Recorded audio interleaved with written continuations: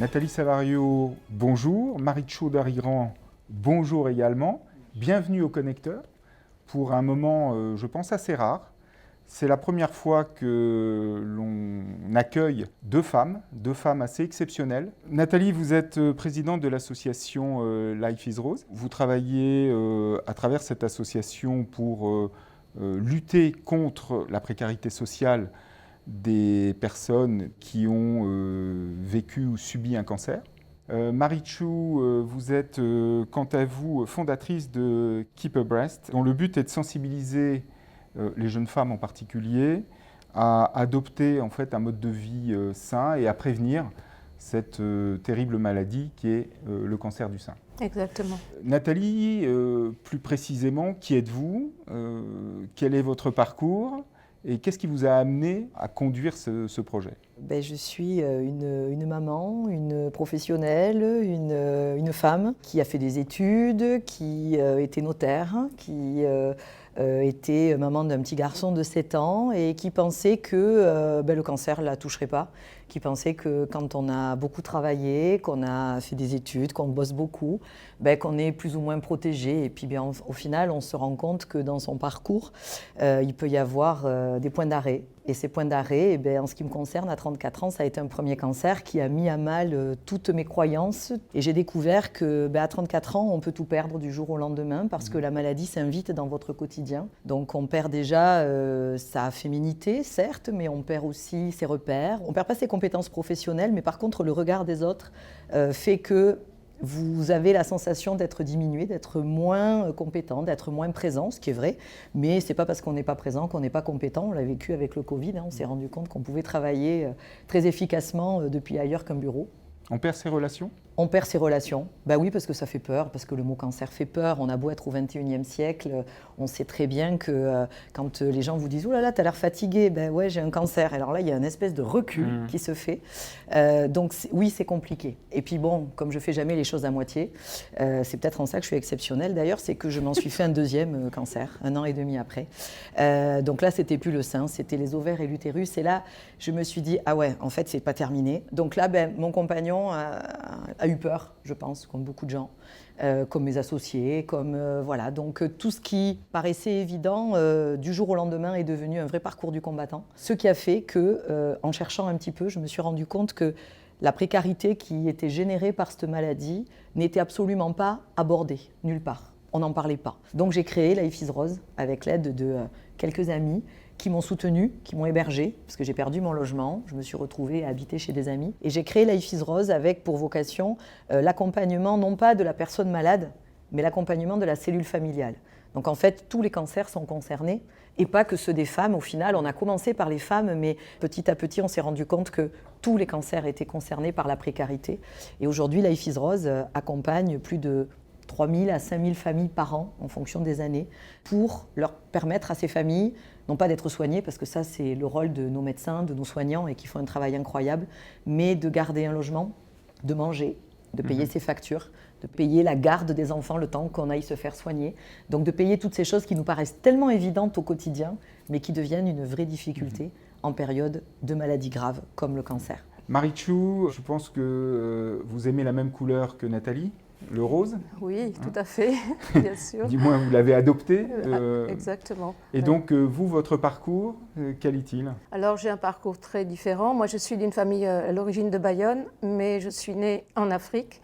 Et j'ai vécu toute mon enfance entre le Cameroun et la Côte d'Ivoire. Et j'étais tout de suite attirée par l'appel de l'océan, de la vague, etc. Donc, très vite, j'ai touché au sport de glisse et j'ai un côté sportif depuis longtemps. J'étais championne de France de surf en 78. Vous êtes à l'origine des Nuits de la Glisse. Un peu aussi à l'origine de Quicksilver et à l'origine aussi de Roxy. Un jour, je suis partie, pour Quicksilver, je suis partie sur un salon à Munich. Et à Munich, j'ai vu une exposition de bustes. Et ça m'a interpellée. Je dis, mais qu'est-ce que c'est que cette chose, quoi? Et en fait, à travers les bustes, j'ai rencontré les personnes, parce que je ne suis pas la fondatrice, c'est une Californienne qui a fondé Keep a Breast en Californie dans les années 2000, où justement une de ses meilleures amies un cancer du sein, elle est enceinte, elle ne veut pas se faire traiter à cause de l'enfant. Donc ils se sont dit, tiens, on va te mouler pour garder un souvenir. Elle est décédée et son mari et toute cette équipe de gens, ils ont de suite voulu customiser le buste, qui était au début, ce n'était pas prévu. Et petit à petit, comme nous, on était toujours avec des jeunes et on s'est dit, tiens, mais peut-être qu'il faut se diriger vers autre chose et faire de la prévention. Et Keep a Breast est devenue donc une association qui travaille vraiment sur la prévention. Et on a mis au point en plus récemment une application qu'on peut télécharger sur son téléphone. Et cette application, elle est gratuite et tous les mois, elle vous rappelle de faire votre autopalpation. Et nous, on a un geste, c'est ça.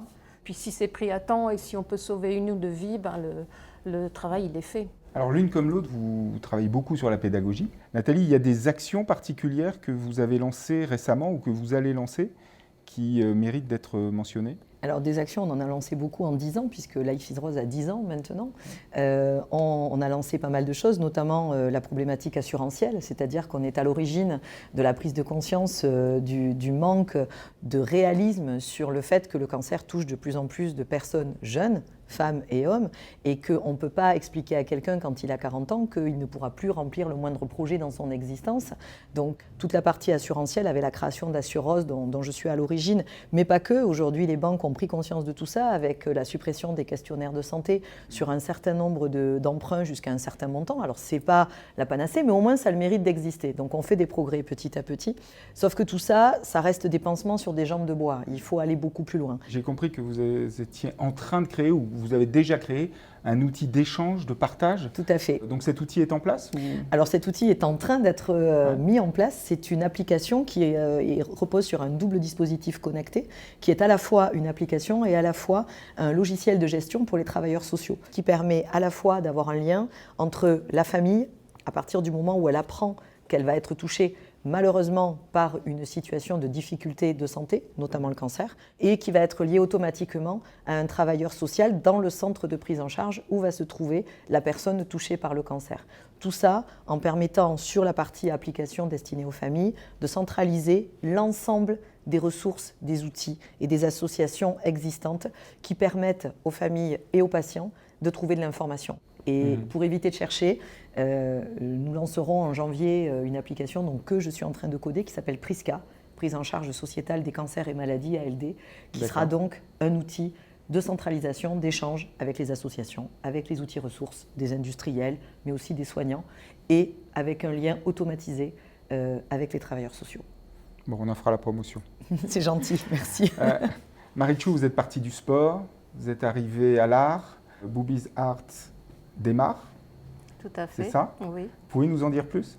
Oui, en fait, on a eu cette période de Covid et on a été un peu arrêtés dans tout ce qu'on faisait. Moi, je me suis mis à donc mouler des jeunes femmes de la région essentiellement, ou des gens de passage, parce qu'on a remarqué que depuis quelques années, on a beaucoup d'actrices qui passent par ici et j'avais un super copain coiffeur cinéma, alors il passait du temps avec elle, donc j'ai pu récupérer Laura Smet par exemple, ou Camille Lou, mais aussi des sportifs, Justine Dupont qui est dans votre magazine, a fait son buste. On a Samantha Davis, la navigatrice, qui a fait le Vendée Globe. Et toutes ces personnes, on voit qu'elles sont vraiment impliquées parce qu'on a tous ou toutes quelqu'un qui a eu un cancer de près ou de loin. Donc il y a vraiment cette motivation des gens pour aider et participer qui est incroyable. Vraiment, chaque fois, j'ai été surprise par la réaction de toutes ces personnes, ces femmes qui s'impliquent naturellement. Alexandra Rosenfeld va être marraine de l'événement. Et finalement, votre audace a été de leur poser la question, tout simplement. Ben voilà, c'est vrai qu'on n'ose pas quelquefois, mais et j'ai jamais eu un refus. Et j'ai l'impression que tout le monde est là pour aider cette cause qui quand même touche une femme sur 8. Hein. Donc c'est quand même énorme. Et si on peut, on va avoir une expo qui va un peu provoquer les choses. Hein. Donc, et vous avez moulé combien de bustes? J'ai moulé, là j'en suis à une 60aine. Il va falloir arriver à les placer. Mais, ils seront anonymes? Non, il y en a qui sont anonymes et il y en a d'autres où on saura qui c'est, qui est le peintre et qui est la personne qu'on a moulée.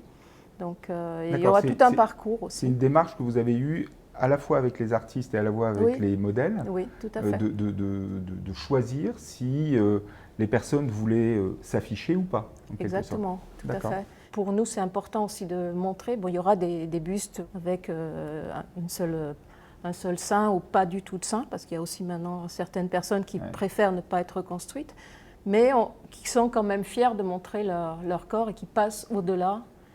Et ce qu'on a trouvé aussi, je pense qui sera intéressant, c'est qu'on est parti un peu on a été inspiré par Niki de Saint-Phal.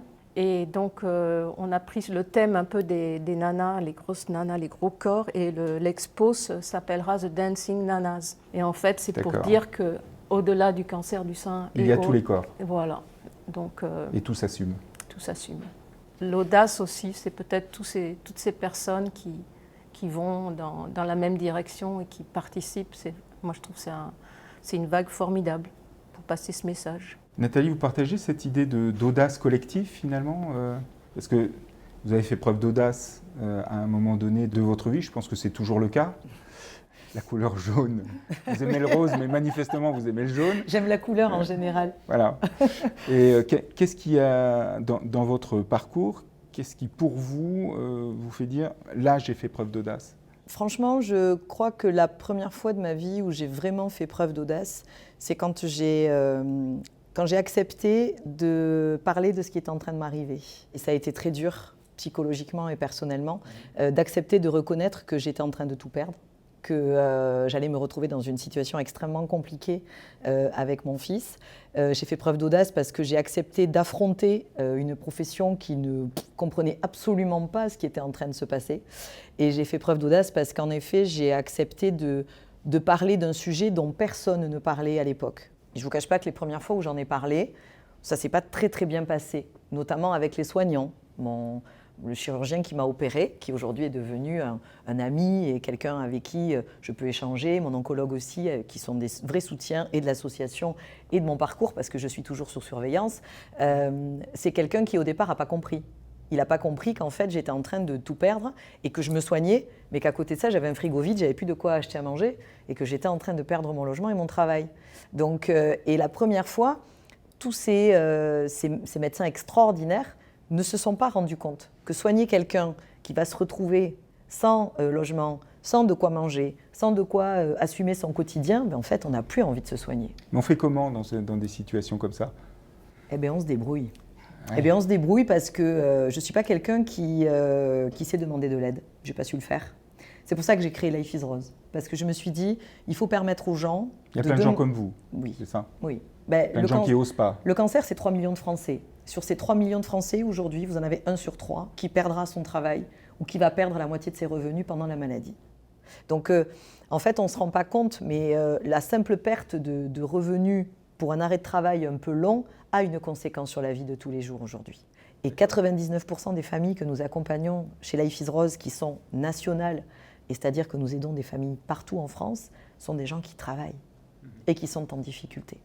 Nathalie parle d'un rayonnement à l'échelle du pays, donc à l'échelle de la France. Est-ce que ça veut dire que Keep-A-Breast a ce même rayonnement aujourd'hui ? Bien sûr. Voire même international. On est international parce que bon, l'association est basée en Californie, mais l'application elle-même est en français, en anglais et en espagnol. On couvre un territoire assez large puisqu'on est sur les réseaux sociaux et que l'application est téléchargeable n'importe où dans le monde. On est allé faire des interventions en Afrique où justement là, la maladie c'est tabou. Il ne faut pas en parler, il ne faut pas se toucher.